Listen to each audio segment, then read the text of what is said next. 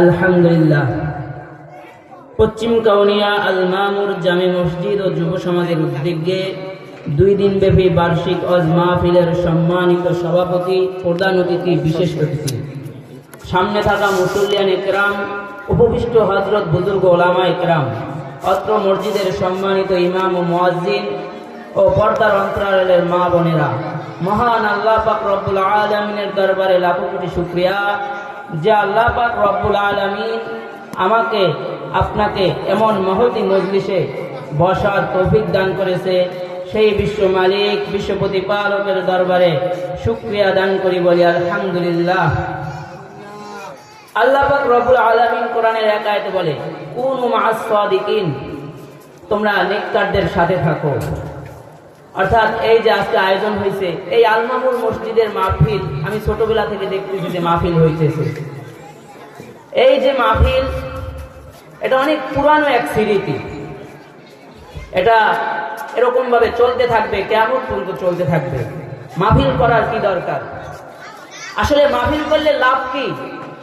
এই যে মাহফিল হইছে, এই যে যুগ যুগ ধরে মাহফিল হচ্ছে, এর ফায়দা কিছু হোক আর না হোক, এটা হয়েছে যে এইখানে অনেক বুজুর্গ হযরত ওলামা ইকরাম আগমন করেছেন। আর বুজুর্গরা যেখানে যায়, ওখানে আল্লাহর রহমত বরকত আসে। তো আমি আপনাদের সামনে সূরা আলে ইমরানের 102 নম্বর আয়াত তেলাওয়াত করেছি। আল্লাহর রাসূলের অসংখ্য হাদিস থেকে একখানা হাদিস পাঠ করেছি। ইহার আলোকে কিছু আলোচনা করব। আল্লাহ তাআলা বলনেওয়ালা শুননেওয়ালাকে আমলের নিয়তে বলার এবং শোনার তৌফিক দান করুন, বলুন আমিন। যে কথাগুলো আমাদের জন্য উপকারী হবে, এমন কথা আমার জবান থেকে যেন আল্লাহ বের করে দেয়, বলেন আমিন। সম্মানিত হাজিরিন, আল্লাহ পাক রব্বুল আলামিন কোরআনে বলে, ইয়া আইয়ুহাল্লাযীনা আমানু তাকুল্লাহ, হে আমার ঈমানদার বান্দা বান্দীরা, আমি আল্লাহকে ভয় করো। আর এই আয়াতে যেটা বলছে, ইয়া আইয়ুহাল্লাযীনা আমানু তাকুল্লাহ হাক্কা তুকাতি, আমি যে আয়াতটা আপনাদের সামনে তেলাওয়াত করেছি, যথাযথভাবে আল্লাহকে ভয় করো।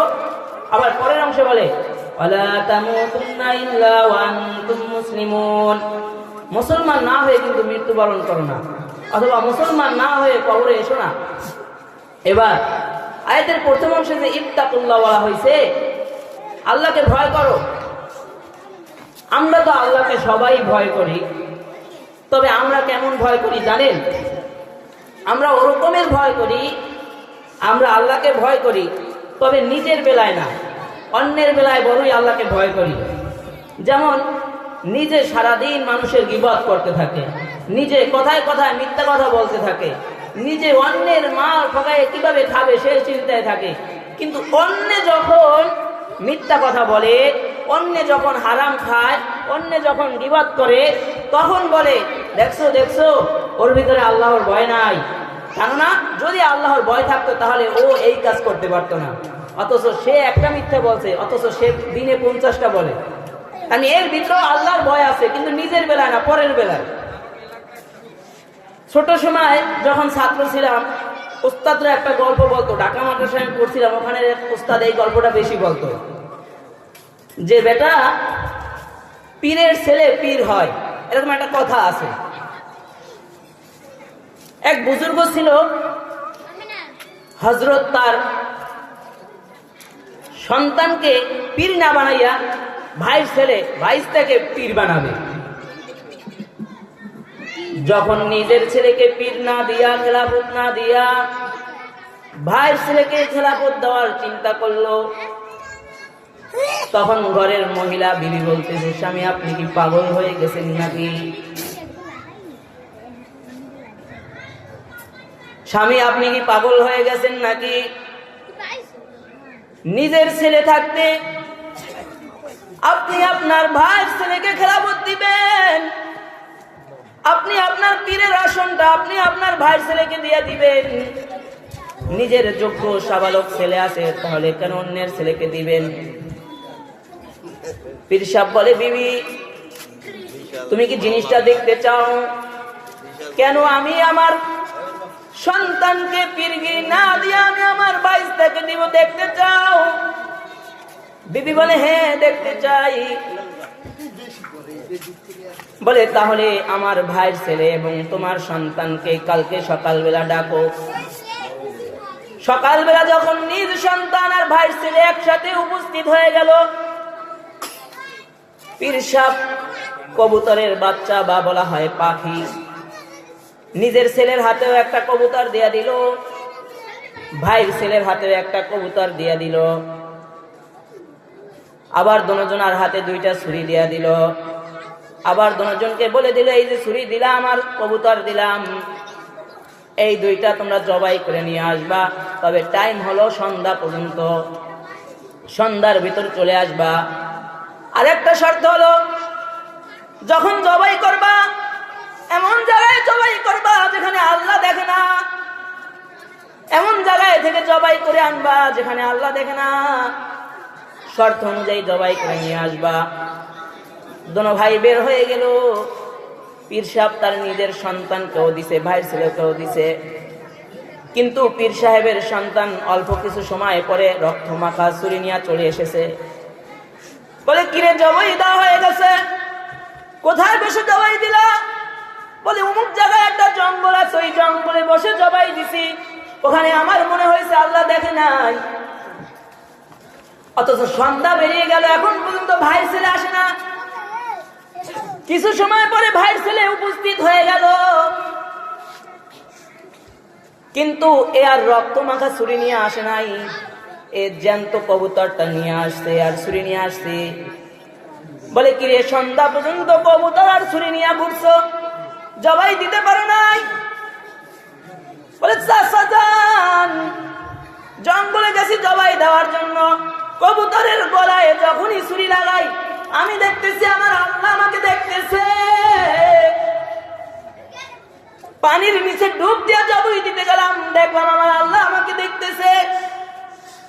এমন পাহাড়ের গুহায় আমি প্রবেশ করেছি যেখানে দুনিয়ার কোনো মানুষ চিনে না, এমন জায়গায় আমি প্রবেশ করেছি।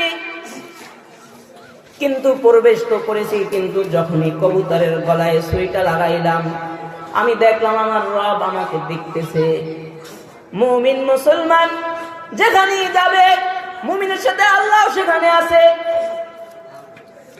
বলে এই জন্য জবাই করতে পারি নাই।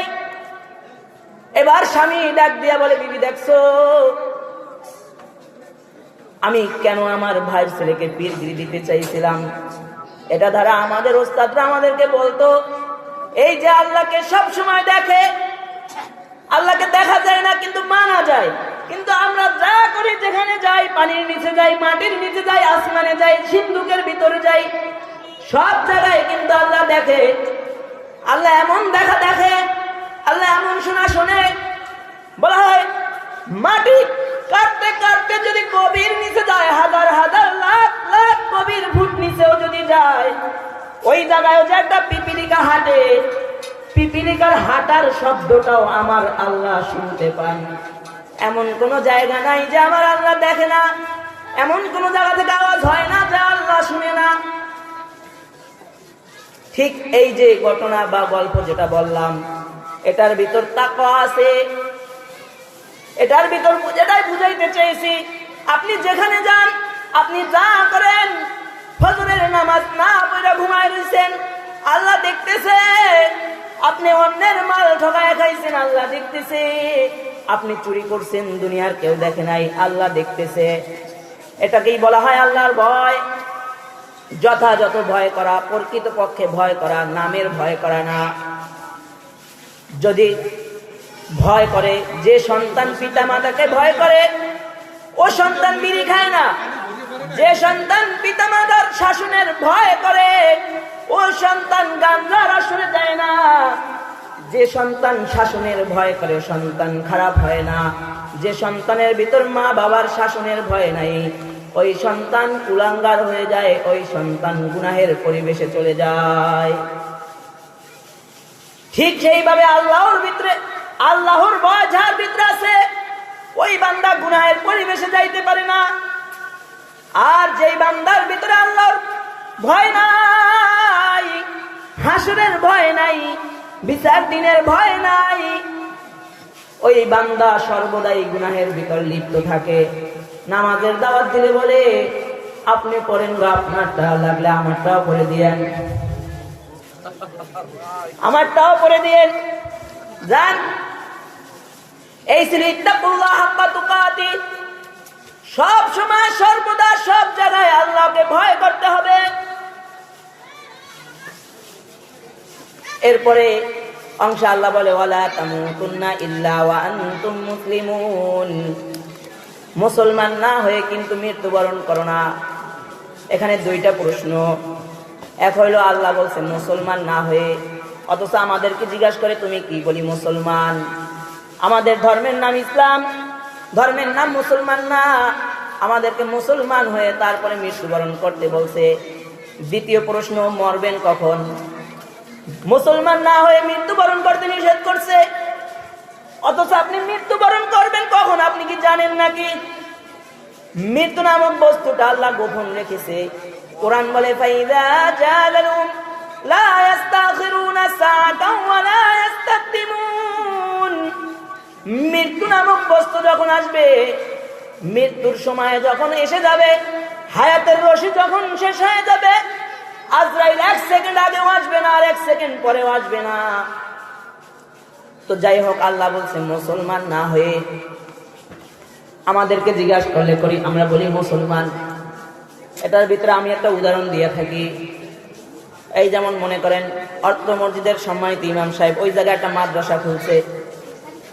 মাদ্রাসায় 25 জন ছাত্রছাত্রী ভর্তি হয়েছে। 25 জন ছাত্রছাত্রী ভর্তি হয়েছে, কিন্তু যখন ক্লাস শুরু হয়েছে তখন নিয়মিত ক্লাস করছে 20 জন। কাগজে কলমে ভর্তি হয়েছে 25 জন, ক্লাস করেছে 20 জন। বাহিরের আর বাকি 5 জন ক্লাস করে নাই। ইমাম সাহেবকে যদি জিজ্ঞাসা করেন হুজুর আপনার মাদ্রাসায় ছাত্রছাত্রী কয়জন, তিনি বলবে না 25 জন, কারণ তিনি বলবে 20 জন। কেন বলবে 20 জন? কারণ এই 20 জন নিয়মিত ক্লাস করে। আর কাগজে কলমে যে 25 জন ভর্তি হয়েছে, 5 জন তো আসেই নাই। ঠিক যেমন শিক্ষা প্রতিষ্ঠানের ফরমের নাম লেখাইলি প্রতিষ্ঠানের ছাত্র ছাত্রী হওয়া যায় না। আমরা কালিমা পড়া নামদারি মুসলমান হয়েছি, জন্মসূত্রে বাবা মুসলমান, মা মুসলমান, নানা মুসলমান, নারী মুসলমান, দাদা মুসলমান, দাদি মুসলমান। এই মুসলমানিত্ব আমরা পেয়েছি, আর আমরা মুসলিম পরিচয় দেই, অথচ কাজে কর্মে আমাদের কোনো মুসলমানিত্ব নাই। তাহলে সেটাকে মুসলমান বলা হয় না। মুসলমান হইতে হলে আল্লাহর আদেশ আর আল্লাহর নিষেধ যেগুলো আছে পুরাপুরি এগুলোর উপরে আমল করতে হয়। ঠিক যেভাবে একটা স্কুল মাদ্রাসায় ভর্তি হওয়ার পরে নাম লেখাইলেন কিন্তু গেলেন না, আপনি ছাত্রছাত্রী ঘোষণা পাবেন না। ঠিক মুসলমানের কালিমা পয়রা মুসলমান হয়েছেন কিন্তু কামকাজ মুসলমানের করেন নাই, তার মানে আপনি মুসলমান হইতে পারেন নাই। বলে নামাজ পড়ি না, ইমান ঠিক আছে, এরকম কথাও আছে। অথচ বলে যার ইমান আছে সে তো নামাজই ছাড়তে পারে না। তার মানে বোঝা যায় আপনার ইমানে দুর্বলতা। মহিলারা বলে পর্দা না করলে কি হয়েছে,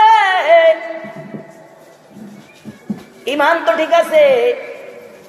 আর সামনে রমজান মাস আসতেছে, এই রমজান মাসে অনেক মুসলমান দোকানদাররা দোকানকে এত সুন্দর পর্দা করাবে যে পর্দা বাংলাদেশের খাস পর্দাশীল মহিলারাও করতে জানে না। মনে হয় যেন ওই পর্দার ভিতরে বসে খাইলে আল্লাহ দেখে না, এমন একটা অবস্থা পরিবেশ তৈরি হয়ে যায়। ঠিক সুন্নাতে খাতনা কইরা মুসলমান হইলি মুসলমান হওয়া যায় না। লা ইলাহা ইল্লাল্লাহ মুহাম্মাদুর রাসূলুল্লাহ বললি মুসলমান হওয়া যায় না। আল্লাহর আদেশ এবং নিষেধ মেনে তারপরে মুসলমান হইতে হয়। আর 3 নাম্বার অপশন হলো মৃত্যুবরণ করতে নিষেধ করছে। কবে মরবেন কখন মরবেন জানেন নাকি? না, জানেন না। আল্লাহর রাসূল হাদিসে বলে আকসিরু যিকরা হাযিমিল লাযাতিল মাউত, তোমরা অধিক পরিমাণে মৃত্যুর স্মরণ করো। বেশি বেশি মৃত্যুর স্মরণ করতে বলছে, কিন্তু আমরা এই মৃত্যু থেকে বাঁচার চেষ্টা করি, কিন্তু মৃত্যু থেকে কিন্তু বাঁচা যায় না। মৃত্যুর পরে যে জাহান্নাম আছে, জাহান্নাম থেকে বাঁচা যায়, মৃত্যু থেকে বাঁচা যায় না। কুল্লু নাফসিন যায়কাতুল মাউত, প্রত্যেকটা প্রাণীকে মৃত্যুর স্বাদ গ্রহণ করতে হবে। অর্থাৎ দুনিয়ায় আসছেন, মানুষেরও মৃত্যুবরণ করতে হবে।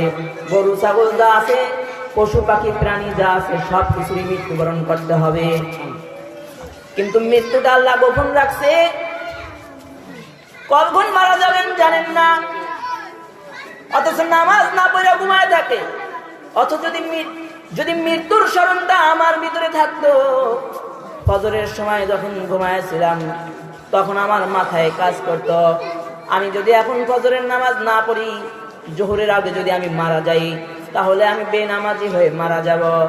জোহরের নামাজের সময় আসতে নামাজ পড়তে ইচ্ছা করে না। অথচ মাথায় যদি চিন্তা থাকতো আসরের আগে মারা গেলে বেনামাজি হয়ে মারা যাব, আসরের নামাজ পড়তে মনে চাইতেছে না, মাগরিবের আগে মারা গেলে বেনামাজি হয়ে মারা যাবে, এই চিন্তা যদি থাকতো তাহলে কোনো মুমিন মুসলমান নামাজ ছাড়তে পারতো না। আজ মৃত্যুর স্মরণ নাই, এই জন্যই আমাদের এই হালত হয়ে গেছে। মৃত্যুর স্মরণ কেমন বাবা? বলে মৃত্যুর স্মরণটা এমন, ওস্তাদরা উদাহরণ দিয়ে বুঝাইতো। বলে এক বড়লোক বাদশাহ এক হুজুরের কাছে গেছে, আমি দিল পরিবর্তন করতে চাই, আমি ভালো মানুষ হইতে চাই। হুজুর বলে দৈনিক 20 বার মৃত্যুর স্মরণ করবেন। বাদশাহ মানুষ তো এসে স্বর্ণের তসবিহ দিয়া তারপরে তসবিহ গুনতো, মৃত্যু মৃত্যু মৃত্যু। অনেক দিন হয়ে গেল, দিলের পরিবর্তন হয় না। হুজুরকে ডাকলো, তাই হুজুর আমার দিলের পরিবর্তন হয় না। বলে আপনি কিভাবে মৃত্যুর স্মরণ করেন? বলে আমি স্বর্ণের দানা দিয়া তসবিহ বানাইছি, মৃত্যু মৃত্যু তসবিহ টানি, কিন্তু আমার দিলের পরিবর্তন হয় না। বলে আপনি চলে যান, আপনার দরবারে আমি আসবো। বাদশাহের দরবারে হুজুর চলে গেল, গিয়া বলে বাদশাহ আপনার যে গদি, এই গদিতে বসে আমি যা আদেশ করব এটা কি পালন করা হবে? বলে হ্যাঁ, এই গদিতে যিনি বসবে, এই জন্যই তো গদি নিয়ে মারামারি হয়। বলে এই গদিতে যিনি বসবে তিনি যা আদেশ করবে এটাই মান্য করা হবে। বলে আচ্ছা ঠিক আছে, আমি কি গদিটায় বসতে পারি? বাদশার মনে জাগলো, হুজুর মানুষ লোভ লালসা নাই, গদি কুনি দখল করবে নাকি? হুজুর গদিতে বসে গেল। গদিতে বসে হুজুর বলতেছে, এই জল্লাদ এদিকে আসো, সাবেক বাদশাকে নিয়ে যাও, গর্দানটা আলাদা করে দাও। এই কথা বলার সাথে সাথে বাদশাহ অজ্ঞান হয়ে গেছে। অনেক সময় হয় জ্ঞান ফেরে না। বাদশাহ জল্লাদকে বলে, জল্লাদ তার কানের কাছে গিয়া বলো তার উপরে যে মৃত্যুর পরোয়ানা জারি করা হয়েছে এটা উঠাই নেওয়া হয়েছে। এটা বলতেই আবার বাদশার জ্ঞান ফিরে গেল। এবার হুজুর জিজ্ঞাসা করে, বাদশাহ অজ্ঞান হইলেন কেন? বলে যখন বলা হয়েছে গর্দান আলাদা করো, এতদিন ওই গদিতে বৈশা আমি অর্ডার দিছি আর বহুত মানুষের গর্দান আলাদা হয়েছে, কিন্তু আজ যখন আপনি ওখানে বসে অর্ডার করেছেন আমি কনফার্ম হয়ে গেছি যে আমার গর্দানও আলাদা হয়ে যাবে, এই ভয়ে আমি অজ্ঞান হয়ে পড়েছি। বলে বাদশাহ এতদিন যে তসবিহটাই না মৃত্যু মৃত্যু স্মরণ করছেন, ওটা মৃত্যুর স্মরণ নয়, বরঞ্চ এইটা হলো মৃত্যুর স্মরণ। আপনাকে স্মরণ করতে হবে, মসজিদের পালকিতে আমাকে একদিন শুইতে হবে, একদিন 3.5 হাত মাটির নিচে আমাকে যাইতে হবে, এটা হলো প্রকৃত মৃত্যুর স্মরণ। কখন মরবো জানি না, কিভাবে মরবো জানি না। মরণ এমন এক বস্তু, আপনি যেখানেই যান মৃত্যু কিন্তু আপনার সাথে যাবে। বনি ইসরাইলের যুগের এক ঘটনা, এক মহিলা মালিক ছিল, মহিলা মালিকের একটা গোলাম ছিল 10-12 বছর বয়স। এই যুবক ছেলেটা ছিল গোলাম। মহিলা মালিক বলতেছে, এ গোলাম আমি এখন বাচ্চা প্রসব করব, প্রসব বেদনা উঠছে, আমার জন্য আগুন নিয়ে আসো। প্রসব বেদনা যখন উঠে তখন আগুনের উপকারী হয়। তো যুবক দৌড় দিয়ে তাড়াহুড়া করে বের হয়ে গেল। বের হয়ে দেখতেছে সামনেই দাঁড়িয়ে থাকা পাগড়ি পরা, জুব্বা পরা একজন বুজুর্গ লোক। বুজুর্গ লোক তাকে সালাম দিতে, আসসালামু আলাইকুম। আর যুবক বলতেছে ওয়ালাইকুম আসসালাম। যুবক আবার দৌড় দিল। বুজুর্গ বলে, এ যুবক কই যাও, কই যাও, তাড়াও। বলে কি বলবেন বলেন। বলে এত তাড়াহুড়া করে কই যাও? বলে আমার মনিব বাচ্চা প্রসব করবে, তার জন্য আগুন আনতে যাই। বুজুর্গ বলতেছে, তোমার মনিব যে বাচ্চা প্রসব করবে ওটা ছেলে না মেয়ে? বলে মেয়ে। বুজুর্গ বলে, জানো রে যুবক, যে কন্যা সন্তানটা বাঁচানোর জন্য আগুন আনতে বের হয়ে গেছে, জানো এই কন্যা সন্তানটা বড় হয়ে কি করবে জানো? বলে না, জানি না। বলে এই কন্যা সন্তানটা 100 যুবকের চরিত্র নষ্ট করবে, 100 যুবকের সাথে জেনা ব্যভিচারে লিপ্ত হবে। আর এই কন্যা সন্তানটাকে তুমি মারতে পারবে না। কন্যা সন্তানটার মৃত্যু হবে মাকড়সার কারণে। কিন্তু যুবকের রাগ আর থামে না। 100 যুবকের সাথে জেনা করবে, ওরে তো রাখবই না। এই বইলা নিজে নিজের কোমর থেকে ছুরি বাইর করছে।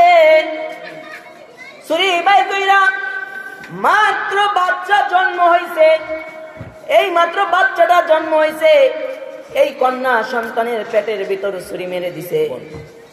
পেটের ভিতরে ছুরি মারার সাথে সাথে নারী বুড়ি বের হয়ে গেছে। যুবক এবার চিন্তা করতেছে, হায় হায় কি করলাম, নিষ্পাপ একটা বাচ্চার পেটে ছুরি মারলাম। মানুষ যদি বলে কেন ছুরি মারছো, তাহলে বুজুর্গ লোকের কথা বলবো, গিয়া দেখি বুজুর্গ সাক্ষী পায় কিনা। সামনে গিয়া দেখলো বুজুর্গ লোক সাক্ষী আর নাই। এবার তো যুবক চিন্তায় পড়ে গেল।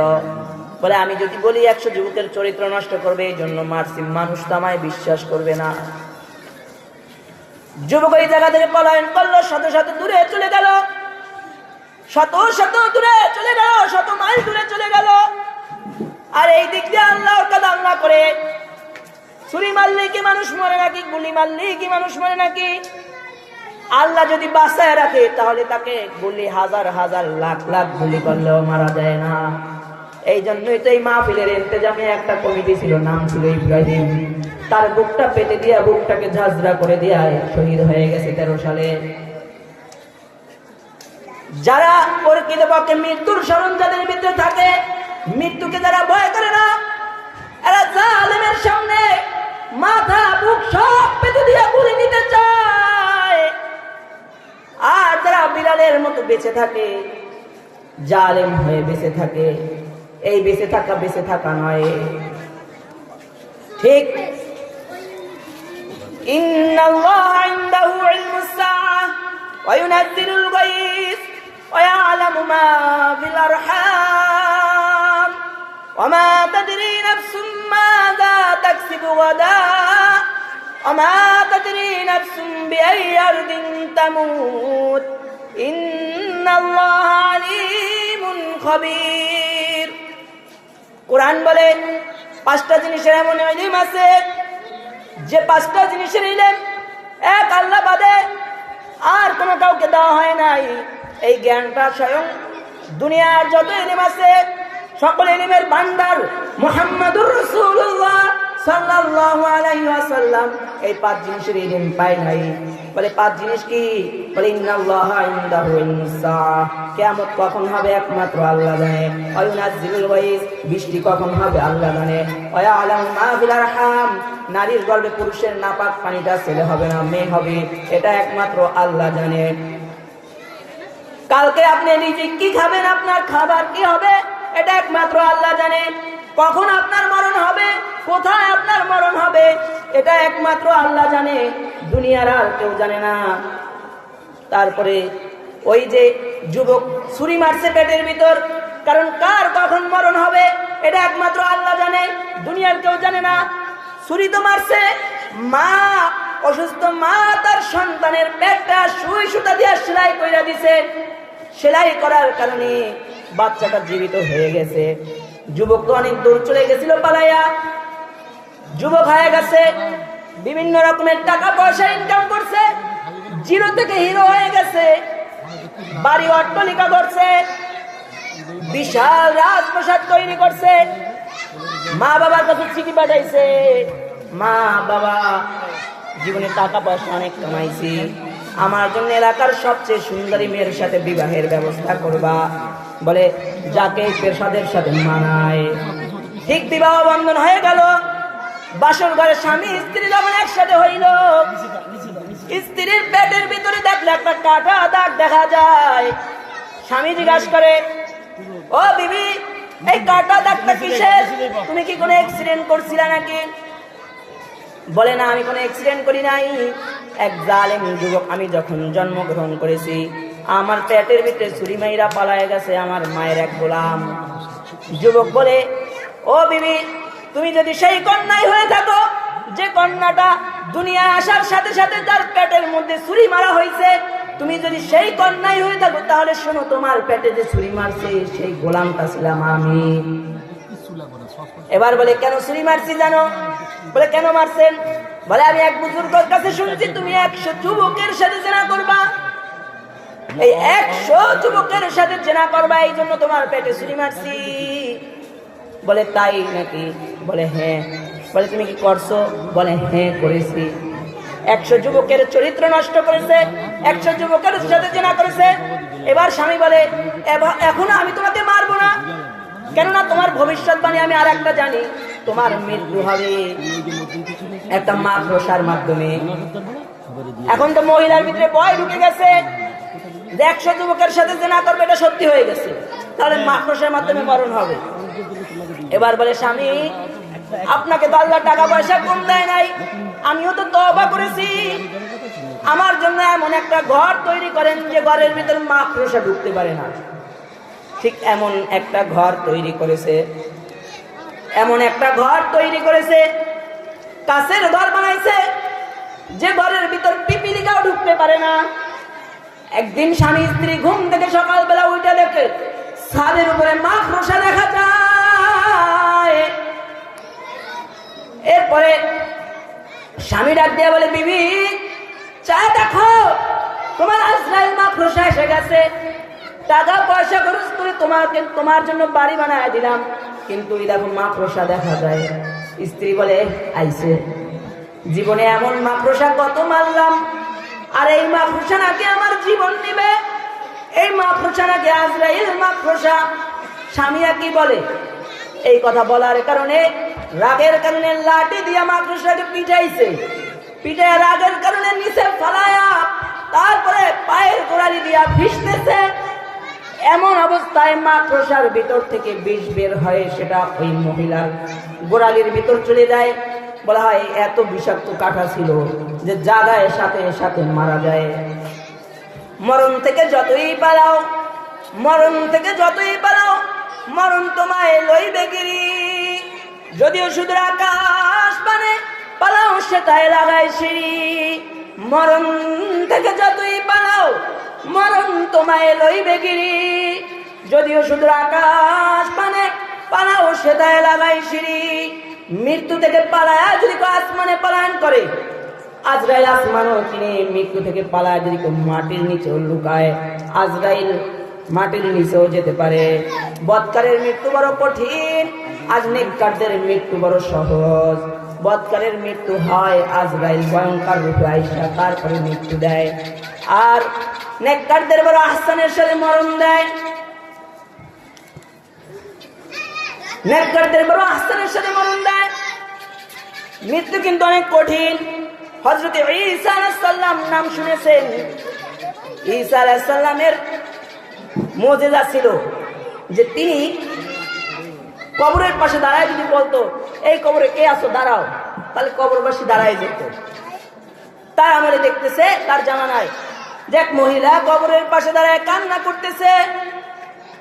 বলে, মহিলা কান্না করো কেন? বলে, পয়গম্বর আপনি আসছেন, ভালো হয়েছে, এই কবরটায় কিছুদিন আগে আমি আমার কন্যাকে দাফন করেছি। আমি আমার কন্যার মায়ায় কান্না করতেছি। আপনি যদি ওরে একটু রাইখে আমার সাথে কথা বলায়া দিতেন। ঈসা নবী বলতেছে, বিইজনিল্লাহ ইয়া ফুলান, কবরের ভিতর কে আছো দাঁড়ায় যাও। কবরের ভিতর থেকে দাঁড়ায় গেছে, দাঁড়ায় ঈসা নবীকে সালাম দিছে। মা বলে, কিরে মা, কিছুদিন আগে তোকে মাটি দিলাম, তোর চুলগুলা কালো ছিল, কিন্তু আজ কেন তোর চুলগুলা সাদা? বলে, মা আসছিলা কবর জিয়ারত করে চলে যাইতা, কেন আমার উঠাইলা? আমার কবরের ভিতরে চুলটা কালো ছিল, কিন্তু মা যেন আমার চুল কখন সাদা হয়েছে? যখন পয়গম্বর ঈসা আলাইহিস সালাম আমাকে ডাক দিছে, আমি যে আগে মৃত্যুবরণ করেছি, ওই কষ্ট আমি এখনো ভুলতে পারি না। পয়গম্বর ঈসা আমাকে যখন ডাক দিছে, তখন আমার মনে হয়েছে এই কষ্ট আবার আমার হবে, আমাকে আবার মরণ দেওয়া হবে। এই চিন্তার কারণে কবর থেকে ওঠার সময় আমার চুল সাদা হয়ে গেছে। তো আলোচনা তো এটার বিষয়ে অনেক লম্বা আলোচনা, যেহেতু টাইম সংক্ষিপ্ত, টাইম শেষ। আল্লাহ তাআলা আমাদের সকলকে সব সময় সদা সর্বদা ইত্তাকুল্লাহ, আল্লাহর ভয় এবং মৃত্যুর স্মরণ রাখার তৌফিক দেও। আল্লাহ রাসূল বলে, মৃত্যুর স্মরণ কাকে বলে জানো? মৃত্যুর স্মরণ কিভাবে করবা জানো? তোমাদের এলাকায় কেউ মারা গেল তো জানাজায় গিয়ে উপস্থিত হও, কিন্তু আমরাও জানাজা পড়ি। তবে আমার উদ্দেশ্য থাকে কি জানেন? আমাদের উদ্দেশ্য থাকে, অমুকে মারা গেছে, অমুকের বাবার সাথে আমার বাবার ভালো খাতির ছিল, আমি যদি জানাজায় না যাই মানুষ কি বলবে? অথচ জানাজায় যাবে এই নিয়তে যে আমি যাই, কাল আমার জানাজা তৈরি হবে, এইটা থাকবে নিয়ত।